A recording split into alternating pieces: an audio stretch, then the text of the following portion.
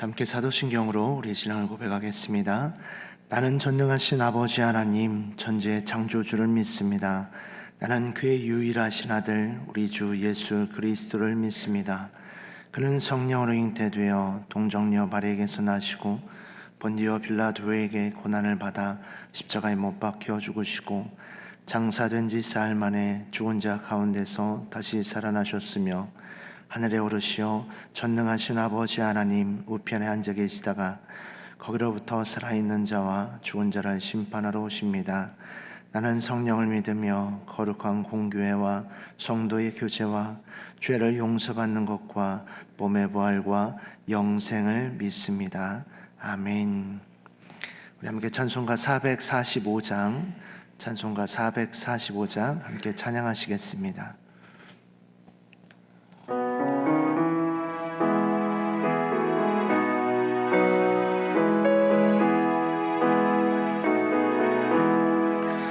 태산을 넘어 험곡에 가도 빛 가운데로 걸어가면 주께서 항상 지키시기로 약속한 말씀 변치 않네.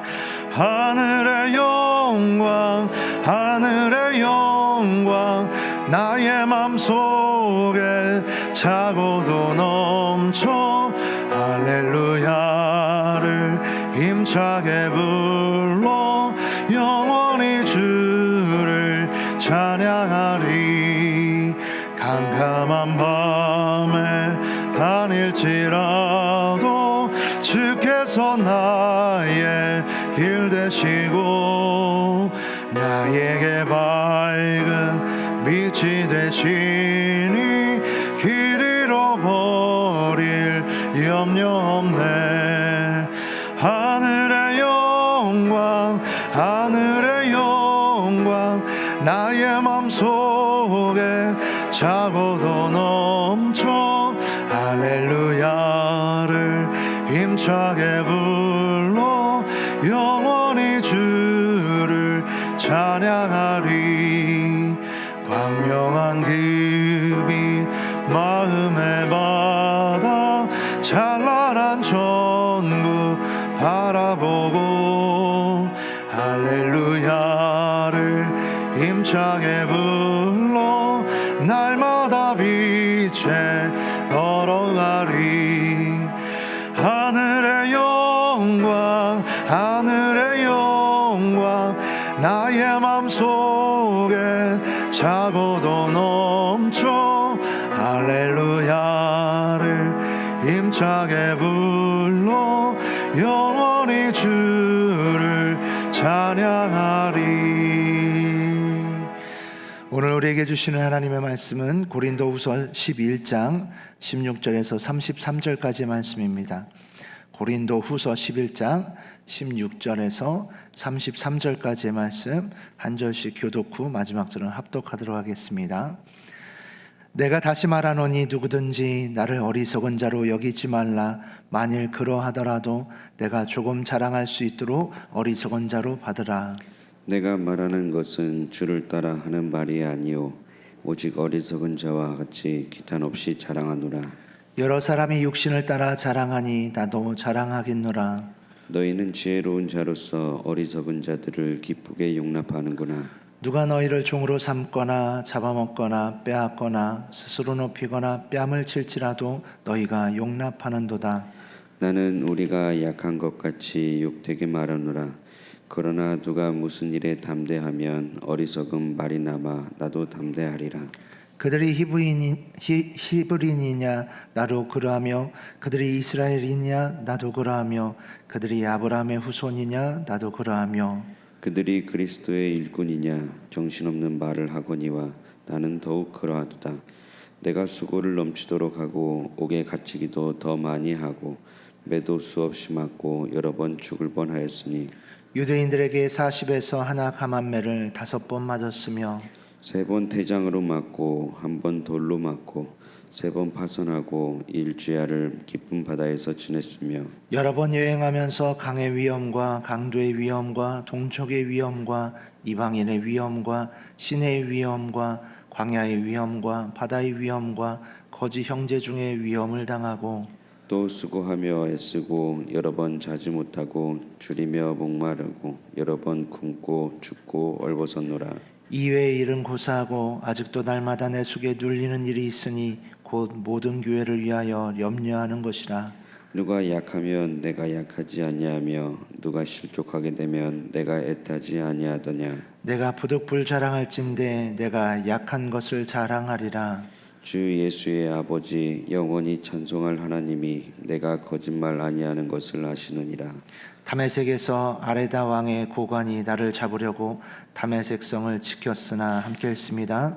나는 광주리를 타고 들창문으로 성벽을 내려가 그 손에서 벗어났노라. 아멘. 기도하겠습니다. 살아계신 하나님 아버지 은혜를 감사합니다. 지난 간밤에도 저희들을 주님 품 안에서 편히 쉬게 해주시고 또 이 새벽에도 저희들을 주 앞에 불러주심을 감사합니다. 물을 떠난 고기가 살 수 없음과 같이 저희가 주의 은혜가 없이는 한순간도 살 수 없음을 고백합니다. 이 새벽에도 말씀과 기도 가운데 저희들을 만나주시며 주의 성령으로 충만케 하여 주옵소서. 기도의 영을 부어주시고 마땅히 간구할 것들로 기도할 수 있게 하여 주옵소서. 주님께 감사의 예물과 일천번째 예물을 드립니다. 믿음으로 순종으로 감사함으로 드리는 예물을 주님께서 기뻐 받으시고 약속하신 하늘의 복과 땅의 복으로 충만하게 채워 주옵소서. 주의 은혜로 종의 가정들을 형통케 해주시며 그 자녀들을 축복하여 주시옵소서. 예수님의 이름으로 축복하며 기도하옵나이다. 아멘. 이 새벽에도 주의 은혜와 축복이 함께 하시기를 축원합니다. 우리가 이제 자녀들을 기르면서 이제 우리의 자녀들이 이제 인생을 잘 살아갈 수 있도록 여러 가지 많은 준비를 시키지요. 그런데 그렇게 아이들을 우리가 잘 키워도 우리 아이가 자라가는 동안에 이제 사기꾼을 만난다든지 이런 일을 겪게 되면은 참 그들이 곤란과 어려움을 당하죠. 이제 교회에서도 제가 이제 목회하면서 이렇게 보니까 교인들이 보편적으로 착해요. 순진하고 착합니다. 이제 착한 건 좋은데 그러다 보니까 잘 속아요. 잘 속아요. 그래서 교인들이 이렇게 여러 가지 그런 일들에 그러니까 뭐 돈 거래라든가 뭐 이런 것들에 대해서도 보면은 교인들이 너무 순진하게 속아요. 그 세상 사람들은 기본적으로 맨날 그 사람들은 속고만 살아서 그런가 안 믿어요 사람을. 그러니까 세상 사람들을 이렇게 보면은 남을 잘 믿질 않아요. 그래서 누가 무슨 말하면은 그분들은 일단 의심부터 하고 보는 것 같아요. 습성이. 한번 의심해 보고 그리고 난 다음에 좀 시간이 지나면서 이렇게 믿어요. 그런데 이 예수 믿는 사람들은 너무 순진하게 덜컥 믿어버려요. 그게 참 좋다고 말해야 될지 나쁘다고 말해야 될지 이렇게 참 곤란한데 세상에 그 사기꾼이 없으면 속이는 사람이 없으면 얼마나 좋아요. 얼마나 좋습니까? 그런데 이제 세상에는 사기꾼들이 있고 속이는 사람들이 있다 보니까 부모들이 자식을 열심히 키워가지고 잘 만들어놨는데 덜커덩 나쁜 사람한테 속아서 아이가 인생에 도둑질을 당하고 어려움을 당하면 참 부모 마음이 아프죠. 그러니까는 사실 자녀들이 잘 크고 난 다음에도 그 자녀들이 변별력을 갖는다는 게 되게 중요해요. 사람을 살아가면서 정말 좋은 사람과 그렇지 않은 사람을 구별할 수 있는 변별력을 기른다는 게 이게 참 쉽지 않죠. 어떻게 기르죠? 뭐 비법이 있나요? 이게 참 쉽지 않은 부분입니다. 그래서 우리가 어렸을 때부터 아이들에게 이런 부분들에 대해서 사실은 잘 이렇게 훈련을 좀 시켜줘야 되는 필요성이 좀 필요합니다. 이제 저는 이제 클 때 이제 저희 누님이 제 옷을 다 골라줬어요. 그러니까 저는 뭐 옷 입는데 별로 취미도 별로 없고 이렇게 개인적으로 뭐 이렇게 골라 입는데 취미도 없지만은 이제 클 때 저희 누님이 다 해줬어요. 그래서 이제 옷 가도 누나가 이렇게 옷을 골라주면 마음에 드는지 안 드는지는 선택할 수 있어요. 골라놓은 옷을 보고. 그런데 매장에 옷이 쫙 걸려 있는 것을 보면은요, 어떤 게 좋은 건지 모르겠어요. 지금도 못 고릅니다. 지금도 저희 아내랑 같이 가서 이렇게 고르지, 저는 지금도 이렇게 옷을 고를 줄 모릅니다. 그래서 제가 맨날 농담으로 하는 말이, 누나가 나 바보 만들었다고. 누나가 늘 옷을 골라주고, 심지어는 이제 아침에 나갈 때 누나가 오늘 뭐 입고 나가라고 옷을 코디해주고 나가요.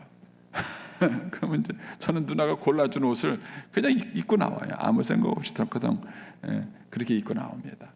이제 그렇게 쭉 크다 보니까 제가 옷을 골라 입을 줄 몰라요. 제가 그런 서름이 있어가지고 저희 아들을 키울 때는 옷을 골라주지 말라 그랬어요. 제가 제 아내한테 이렇게 옷 골라주지 말라고.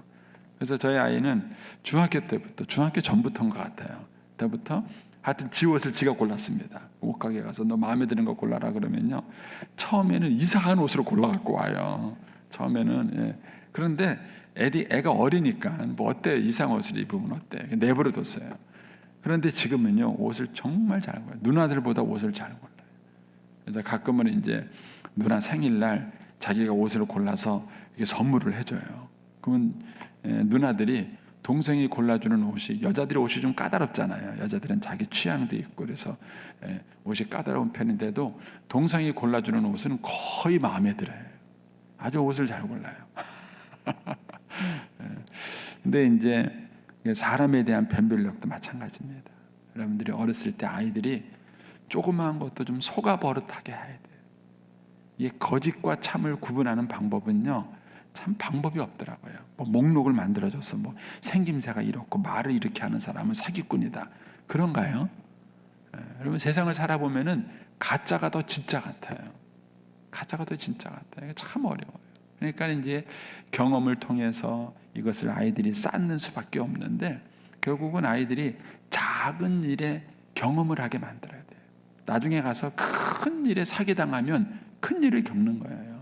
그러니까는 작은 일에 자기가 선택하고, 자기가 좀 속아도 보고 좀 손해도 보고 하는 것들을 좀 어렸을 때부터 훈련을 시켜야 이제 나이가 들어서도 그런 것들에 대한 변별력이 이제 훨씬 더 좋아지겠죠. 쉽지 않은 문제입니다. 저도 이렇게 말씀을 드리지만은 그렇게 아이를 키워내기가 참 쉽지 않죠. 근데 오늘 본문의 말씀에는 이제 바울이 자기를 이렇게 비방하는 그런 이제 사기꾼, 그러니까 거짓 선지자들이죠. 우리가 이제 어제 봤던 말씀 거기 보면은 13절에 거짓 사도요, 속이는 일꾼이요, 그리스도의 사다로 가장하는 자들이다. 그러니까는 교회 안에도 거짓 선지자들이 있어요. 제가 이제 성도들을 보면은 참 안타까운 게 늘 제가 이제 뭐랄까요, 좀 이렇게 비유적으로 말한다면은 뭐 아니면 도예요. 성도들이 뭐 아니면 도야. 그래서 예를 들어서 뭐 목사님이 좋다 그럼 무조건 100% 믿어요. 그렇게 완벽한 목사 없습니다, 세상에. 또 반면에 좀 목사님을 싫어한다 그럼 무조건 목사님을 다 싫어해요. 뭐 아니면 도예요. 이런 태도는 신앙을 건강하게 만들지 못합니다. 그렇게 OX로 구분할 수 있는 게 아니에요. 그래서 성도들이 좀 변별력을 가질 필요성이 있습니다. 그래서 이 땅에 있는 목사님들이 다 나쁘지 않습니다. 제가 보면은요, 훌륭한 목사님들이 훨씬 더 많아요. 훌륭한 목사님들 훨씬 더. 근데 가끔씩 좀 잘못된 목사님들도 있어요. 잘못된 목사님들도 있습니다. 있는데 그런 것들을 여러분들이 변별력을 좀 가져야 될 필요성이 있습니다. 그래서 신앙이 어렸을 때에는 변별력이 떨어질 수밖에 없어요. 그때는 어쩔 수 없습니다. 그때는 좋은 사람을 만나도록 기도하는 수밖에 없고 좋은 사람을 만나야 되는 수밖에 없어요. 어렸을 때는 변별력이 떨어지기 때문에 그래요. 근데 여러분들이 신앙이 성숙하시면, 어느 정도 신앙이 성숙하시면 변별력을 가져야 돼요. 좋은 목회자와 그렇지 않은 목회자, 여러분들이 변별력을 가지셔야 되고, 또 그렇지 않은 목회자를 만났을 때에는 여러분들이 경계심을 잘 가질 수 있어야 되고, 좋은 목사를 만났을 때에는 또 여러분들이 존경하고 사랑하는 마음을 가져야 돼요. 그러니까 이런 어떤 변별력을 키우는 것이 대단히 중요합니다. 근데 이제 초대교회에도 이런 거짓 선지자들이 있었어요. 자, 오늘 말씀에도 보시면 22절을 보십시오. 22절을 보면은 그 사람들이 자랑을 해요. 자기 자랑을 합니다. 근데 뭐라고 자랑하냐면은 나 히브리인이야, 나 이스라엘 사람이야, 나 아브라함의 후손이야. 23절에 가면 나 그리스도의 일꾼이야, 이렇게 자랑을 해요. 바울이 얼마나 답답했으면은 자기도 그래. 야, 너네가 히브리인이야? 그럼 나도 히브리인이야. 너가 나도 이스라엘 사람이야. 이렇게 오죽하면 바울이 이런 자랑을 해요. 근데 문제는 자기를 히브리인이다, 이스라엘 사람이다, 아브라함의 후손이다, 그리스도의 일꾼이라고 자랑하는 이런 사람들 가운데 거짓 사도가 있다는 거예요. 이런 사람들 가운데 자기를 광명한 천사로 가장하는 사람들이 있다는 것입니다. 그래서 현대를 살아가는 우리들에게 이런 신앙의 변별력은 대단히 중요합니다. 왜냐하면은 현대는 PR 시대라 그래요. 그래서 야, PR이 뭐냐 그랬더니까는요, 피할 것은 피하고 알릴 것은 알리는 게 PR 시대래요. 예, 그러니까 현대는 너무 사람들이 자기 자랑이 많아요. 자기 자랑. 그래서 이력서를 쓰는데요, 자기 소개서를 쓰는데 자기 자랑을 막 줄비하게 쓰는 훈련을 시켜요. 훈련을. 그래서 이제 기업에 인사 채용을 하는 분들은요, 답답해요. 왜냐면은 다 그 이력서를 들춰보면은요, 참편일적으로 자기 자랑을 쫙 해놨어요. 내가 이런 대학을 나오고 이런 공부를 했고 이런 경험을 했고 내가 무슨 연수를 갔다 왔고 뭐 이래서 나는 이런 사람이고 꿈이 비전이 이렇고 막 그런 자기 자랑을 잘 쓰는 것을 마치 이력을 잘 쓰는 것처럼 그렇게 우리 사회를 훈련시켜놨어요. 아이들을 그렇게 훈련시켜놨어요. 그러니까는 우리 사회에서는 심지어는 거짓말로도 자기를 포장하는 거예요. 거짓말을. 어떤 사람은 결혼하는데도 거짓말하는 사람이 있어요. 자기의 이력을, 가정을 거짓말하는 사람이 있어요. 그는 이제 불행하겠다고 마음 먹은 거죠. 그래서 어쨌든 이런 시대를 살아가면서 우리가 이제 참과 거짓을 변별할 수 있는 분별력을 기르는 것이 대단히 중요합니다. 자, 이제 오늘 말씀에 보면은 사도 바울이 고린도 교인들이 그런 거짓 선지자들에게 흔들림을 당한 거예요. 거기서 바울이 어쩔 수 없이 내가 그렇게 거짓 선지자가 아니고 참된 목자라는 것을 하기 위해서 이제 자기 소개를 하는 내용이죠. 자, 16절 보시면 내가 다시 말하노니 누구든지 나를 어리석은 자로 여기지 마라. 예, 그러니까 바울은 이 사람들처럼 자기 자랑을 하는 것을 어리석다고 봤어요. 참 어리석은 거다. 근데 지금 바울이 어쩔 수 없이 자기도 어리석은 자가 되어보고 말은 거예요. 그래서 누구든지 나를 어리석은 자로 여기지 말라. 만일 그러하더라도 내가 조금 자랑할 수 있도록 어리석은 자로 받으라. 1절에서 했던 내용을 또 여기서 16절에서 반복하는 거예요. 내가 내 얘기를 하더라도 어리석은 자처럼 내가 내 자랑을 하더라도 좀 이해하고 받아달라. 왜요? 고린도 교인들이 어리석은 사람들의 자랑에 속아서 자꾸 속아 넘어가니까 바울이 어쩔 수 없이 자기도 이제 그렇지 않다는 것을 얘기할 수밖에 없는 상황이 된 것이죠. 그러면서 17절에 내가 말하는 것은 주를 따라 하는 말이 아니요. 내가 지금부터 말하는 것은 하나님을, 주님의 가르침을 따라 말하는 것이 아니라 어리석은 자처럼 말을 하는 거라는 거예요. 그 사람들이 막 어리석게 얘기하는데 너희들이 거기에 속아 넘어가니까 내가 할 수 없이 내가 그들처럼 나도 내 자랑을 하더라도 이해를 해라. 이렇게 얘기를 하는 거예요. 그래서 18절에 여러 사람이 육신을 따라 자랑하니 나도 자랑하겠노라. 21절로 가보시면요, 같은 맥락에서 얘기하는 거예요. 나는 우리가 약한 것 같이 욕되게 말하노라. 그러나 누가 무슨 일에 담대하면 어리석은 말이나마 나도 담대하리라. 어쩔 수 없이 내가 담대하게 내 얘기를 하는 것을 이해하라. 근데 이렇게 할 수밖에 없는 이유가 19절, 20절 때문에 그래요. 19절에 가시면 너희는 지혜로운 자라고 자처하면서 나 지혜로운 사람이다 자처하면서 어리석은 자들을 기쁘게 용납하는구나. 누가 너희를 종으로 삼거나 잡아먹거나 빼앗거나 스스로 높이거나 뺨을 칠지라도 너희가 용납하는도다. 참 고린도 교인들이 영적으로 어두운 거예요. 그래서 참된 선지자를 구분하지 못하고 거짓 선지자들에게 쏙 빠져 있는 거예요. 제가 이제 밀양에 있을 때 자녀들이 신천지에 빠져가지고 어려워하고 힘들어하는 분들을 만났어요. 근데 이제 딸이 하나밖에 없었는데 이제 그 자녀가 신천지에 빠진 거예요. 그러니까 이제 어디 있는지도 알 수 없는 거예요. 신천지에 빠져버리니까 연락을 끊어버리고 이제 이 아버지 엄마가 완전히 그 애를 찾으려고 정신이 나갔죠. 막 어떻게 해서 겨우 이제 애를 찾았어요. 어디 있는지 찾아낸 겁니다. 찾아내가지고 애를 만나겠다 이제 이렇게 얘기하니까는요, 그 신천지 쪽에서 그 딸을 데리고 왔는데 누군가 한 사람이 같이 따라온 거예요. 아마 이제 거기 사역자라고 말하는 사람인데 따라왔어요. 따라왔는데 뭘 했느냐면은 경찰서에 가서 신변 보호 요청을 했어요. 아버지 엄마를 만나러 왔는데 얘네들이 그렇게 가르친 거예요. 신천지에서 그렇게 가르친 거예요. 그래서 신변 보호 요청을 했습니다. 근데 이 아이가 이미 그때 26살인가 뭐 그래요. 근데 법정인 나이가 지나고 나면은요, 부모가 그 아이를 마음대로 못 합니다. 그래서 이제 아버지가 왔는데 아버지가 이제 손을 딱 잡으려고 그 딸 손을 잡으려고 그러니까요, 경찰이 딱 막는 거예요. 못하게 해요. 그 아버지가 벌떡 뛸 노릇이죠. 내 딸 손을 내가 왜 못 잡냐? 그렇게 말하니까 경찰이 뭐라 그러냐면은 신변 보호 요청을 했다는 거예요. 대한민국 좋은 나라예요. 신변 보호 요청했다는 거예요. 난 아버지가 딸을 눈앞에 두고도 못 만지는 거예요. 못 만지는 거예요. 근데 그거를 딸이 한 거예요. 누가 가르쳤겠습니까? 그렇게 가르쳐 놓은 거예요. 그러니까는 아버지가 막 거기서 막 어떻게 할 줄 몰라서 막 경찰서에서 막 기절을 하더라고요. 기절을 하더라고요. 그러니까는 그런 사람이 바르게, 엄마 아빠보다 바르게 가르치는 사람이라고 그 20몇 살 된 딸이 믿고 있는 거예요. 야, 답답하더라고요. 그래서 제가 이제 경찰에 가서 얘기를 했어요. 아니, 상황이 이런데 아무리 대한민국 법이 그렇더라도 이게 안 되냐니까. 그러다 목사님 안 됩니다. 자기네들이 징계를 받는다는 거예요. 안 된다. 얘기도 못하냐? 얘기는 할 수 있대요. 경찰관 입에 아예 얘기는 할 수 있다는 거예요. 그래가지고 이제 딸을 앉혀놓고 얘기를 하는데 말이 안 돼요. 말이 안 돼요.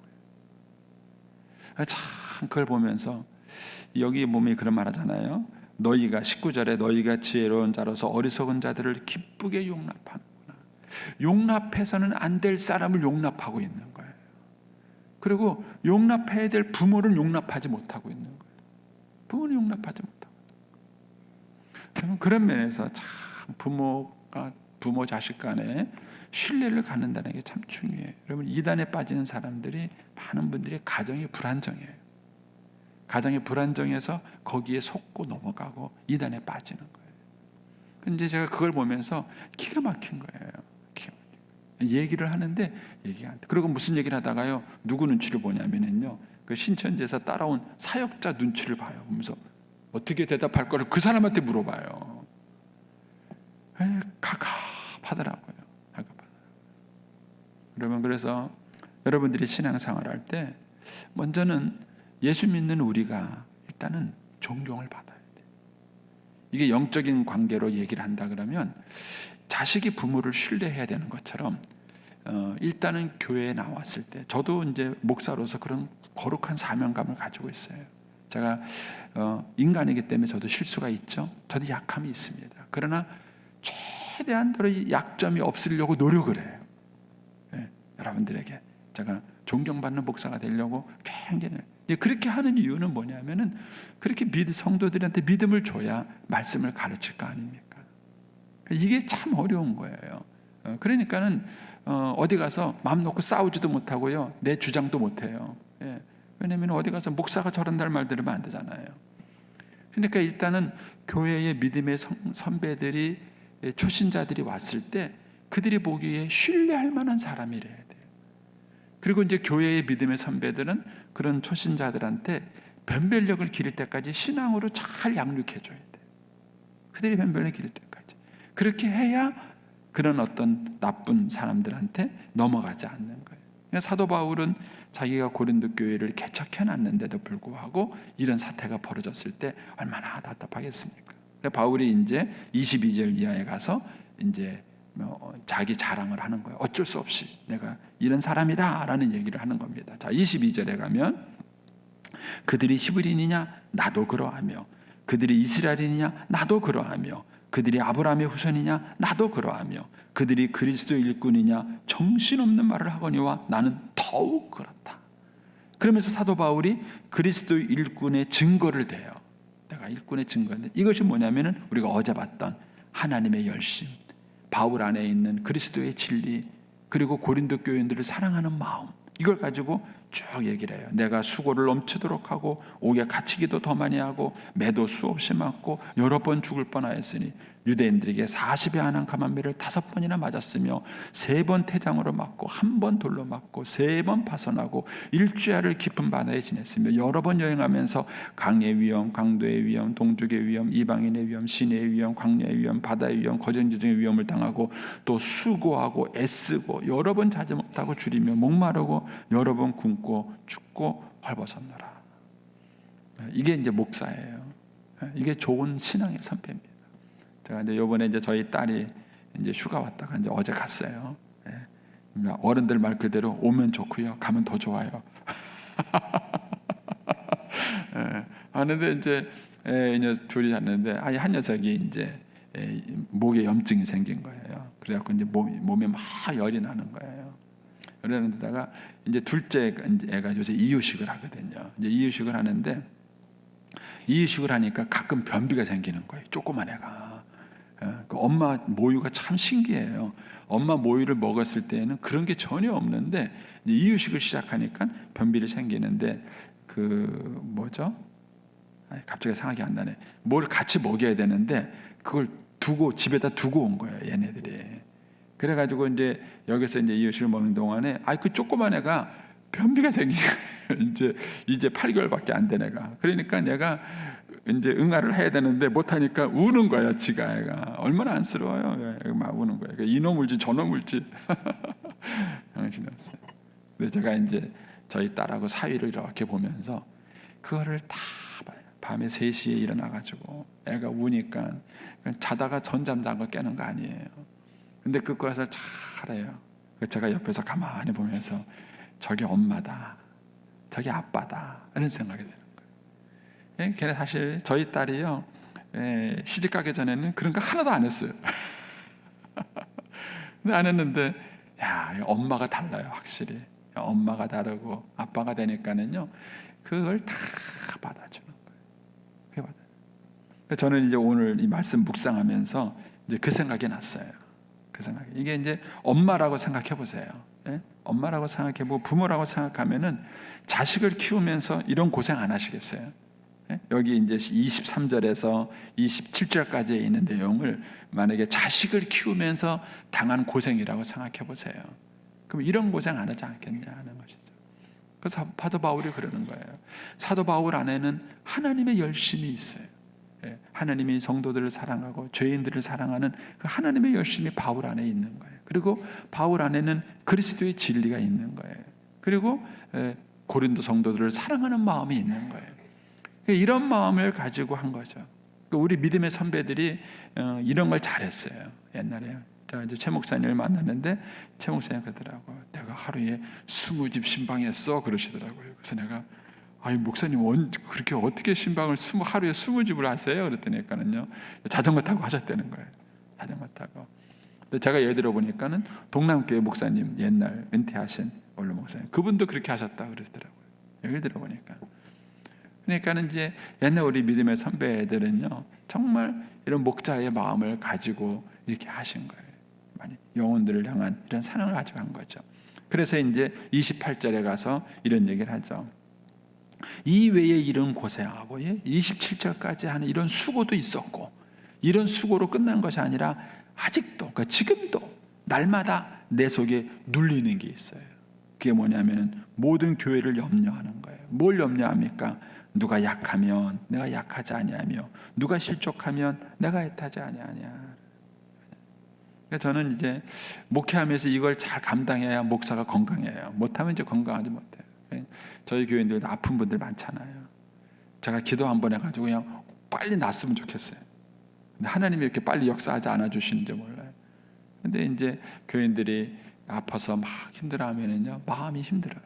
마음이 힘들어요. 그래서 이제 오늘은 안 나오셨는데, 우리 중범이 부모님 얘기 들어보면 중범이 아버지가 매일 아들 사진 앞에서 그냥 성경책 보면서 있대요. 보면서 새벽에 두 분이 나온 모습을 보면은 마음이 짠해요. 저는 마음이 짠해요. 어떻게 도와줘야 되나 하는 마음이 있어요. 그러니까 여러분, 이 목회를 하는 사람에게는 이런 마음이 없을 수 없어요. 그러니까 바울이 그 얘기를 하는 거예요. 지금도 내가 날마다 눌리는 게 있어요. 거룩한 부담감이라고 해요. 거룩한 부담감. 근데 여러분에게도 사실은 이게 목사에게만 있으면 안 돼요. 여러분에게도 그런 마음이 있어요. 여러분들이 구역 식구를 돌볼 때, 또 여러분들이 믿음의 후배를 돌볼 때 여러분의 마음속에도 이런 게 있어야 돼요. 그런 찬하는 마음. 그러니까 바울은 이제 그 얘기를 하는 거예요. 이제 그 얘기를 하면서 내가 그리스도의 일꾼이다. 내가 너희를 향해서는 진실된 사역자다. 이런 얘기를 바울이 얘기를 하는 것입니다. 저런 얘기를 하면서 이제 30절에 내가 부득불 자랑할진대 내가 약한 것을 자랑하겠노라. 그러면서 이제 내일 묵상할 12장 말씀에 가서는 이제 사도 바울이 약한 것을 자랑하게 되는 배경을 쭉 설명을 하게 됩니다. 여러분, 이 시대에 정말 필요한 사람은 진실된 사람이에요. 참 쉽지 않습니다. 그래서 우리는 지금 너무 많은 그런 사기꾼 같은 사람들한테 속고 상처받고 그리고 지금 우리가 살고 있어요. 교회 안에서도 거짓 선지자들이 참 많고 정치하는 분들, 이런 분들도 너무 우리에게 상처를 주고 이런 아픔 속에서 우리가 살아갑니다. 이런 세상을 바꿀 수 있는 길은 뭐냐? 빨간 띠 두르고 거리에 나서는 게 아니에요. 저와 여러분이 믿을 만한 사람이 되는 것입니다. 제가 이번에 우리 군수님 재산되었고 난 다음에 만났을 때 그랬어요. 일단은 군수님 일기 사역에 참 평가를 좋으세요. 그게 뭐냐면은 지금 군수님이 이렇게 뇌물을 안 받고 이렇게 그 인사하실 때도 공평하게 인사하시고 그렇게 하신다 그러더라고요. 그런 이제 소문을 저도 들은 거예요. 그래서 근데 제가 그랬어요. 이제 이 얘기 잘 마치시고 정말 존경받는 분이 되세요. 존경받는 되세요. 그게 이제 좋은 신자로 살 수 있는 길입니다. 제가 기도해드리겠다 그랬어요. 그래서 어쨌든 우리가 믿을 만한 지도자를 만난다는 것이 참 중요합니다. 참 중요합니다. 그래서 적어도 우리 부여중앙교회의 임직자다. 그러면은 부여 사람들이 믿을 만하면 좋겠어요. 믿을 만. 부여중앙교회 편말이 딱 붙은 가게를 들어가면은 그래도 이 집은 믿을 수 있다. 이런 어떤 신뢰가 참 우리 시대에 필요한 때입니다. 그래서 마귀가 우리를 공격하는 것은 가짜를 만드는 거예요. 가짜. 그런 마귀와 우리가 영적 전쟁을 할 수 있는 것은 우리가 거룩한 삶을 살아가는 것입니다. 오늘 한 날도 저와 여러분이 하나님 앞에 진실한 사역자가 되시기를 축복합니다. 기도하겠습니다.